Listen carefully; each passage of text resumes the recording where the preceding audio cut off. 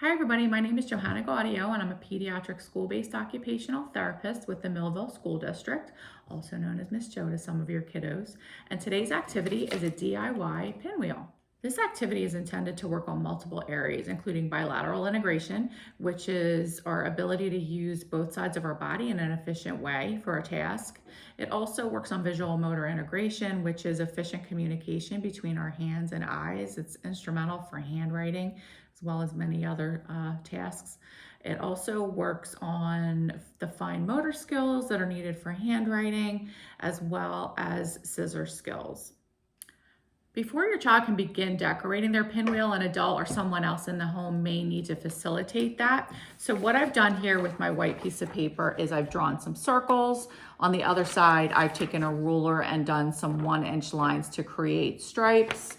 I have another piece of paper here where I did some squiggly lines and some zigzags.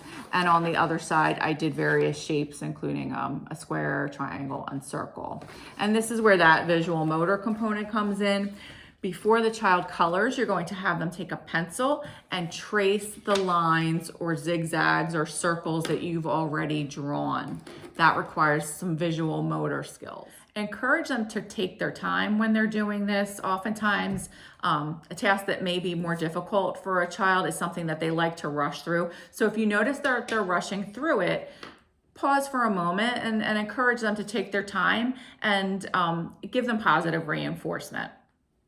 After they're done tracing whatever you've put on the paper, they're then able to color. So encourage them to pick out whatever colors they want, make it fun for them. A good way to promote a good grasp for children with crayons is to break them in half. Oftentimes kids that have a difficult time with grasp will hold it like this.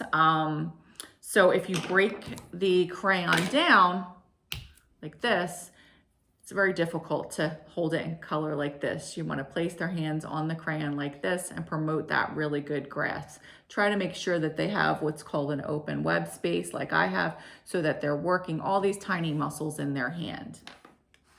Once we're done coloring, we're ready to start working on our pinwheel. So what we want to do is take our piece of paper and we need to make it a square. Right now it's a rectangle. So we're going to fold it like so.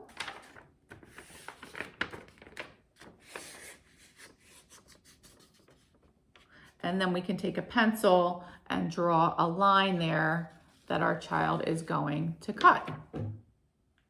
Before cutting, we always want to make sure that our child is holding the scissors properly with an appropriate grasp, like so. So if they aren't, make sure that you try your best to correct that for them.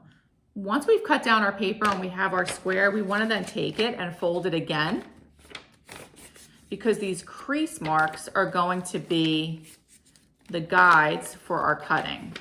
So now we've got those lines. And what you can do is take a pencil and mark a line on the crease about 2/3 up. If you'd like to have your child draw that line, you can maybe draw a dot that's a target. I don't know if you could see those. And they're going to draw a line to the dot. Once the lines are on there, they're going to take the scissors again and they are going to cut on that crease mark about 2/3 up. We don't want them to cut all the way through. Once your 4 lines are cut, you can draw a little target in the center. That's where the glue is going to go. You can use a glue stick or you can use tape. Tonight I'm going to use a glue stick. So the child is going to use that mark in the center as kind of their target. They're going to place a little bit of glue on there, and then they are going to begin folding one corner at a time, alternating corners. So they're going to fold this corner, they're going to skip this corner. We're going to add a little bit more glue. They're going to do the next corner. We're going to skip this corner till we go all the way around.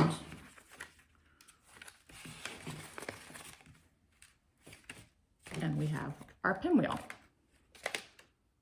You can leave that center section plain like it is there, or you can draw another circle, color it in and cut it out and glue that into the center of your pinwheel. So now that we're done folding, we're ready to put our pinwheel together. So we're going to take that pencil from earlier, the one with the eraser, and a push pin or thumbtack, and we're going to push that through the center, like so. And then we're going to push it through the eraser.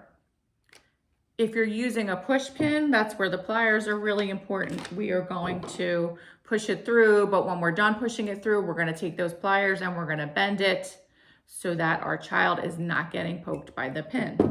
Once you're done assembling that pinwheel, you may have to play around with your push pin a little bit or that straight pin because you don't want it to be too tight. You want it to actually be able to spin when the child blows on it.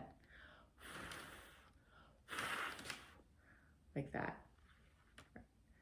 Thank you, and I hope you all have fun with this activity, and I'll see you next time.